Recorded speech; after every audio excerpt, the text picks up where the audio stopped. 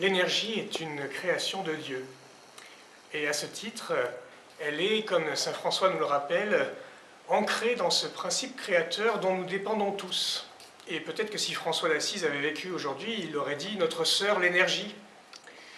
François nous invite à renouveler notre regard sur les êtres créés, afin que nous reconnaissions toute cette interdépendance qui nous relie et qui nous constitue les uns les autres. Il nous apprend à regarder les êtres créés, et l'énergie en particulier, comme étant nécessaires pour être ce que nous sommes, et donc à rendre grâce à Dieu pour ces relations, cette interdépendance, cette interconnexion qui nous relie avec en particulier cette énergie. Et si Dieu s'est fait l'un d'entre nous, et s'il a rejoint le statut de créature, eh bien c'est pour nous rappeler que toute la création a du prix et a une grande valeur à ses yeux.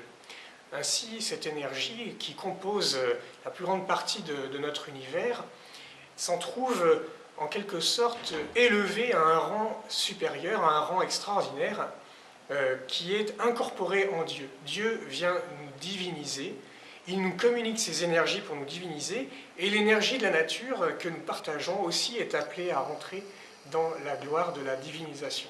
Alors nous autres chrétiens qui nous interrogeons sur les questions d'écologie, d'économie d'énergie en particulier, eh bien essayons d'avoir ce regard sur la nature, sur l'énergie dont nous avons besoin, afin de rentrer dans une dynamique de sauvegarde de la création, bien sûr, non pas parce que nous avons peur, mais au contraire parce que nous avons le même regard que Dieu sur la création, les créatures, une création qui a été voulue bonne aux origines.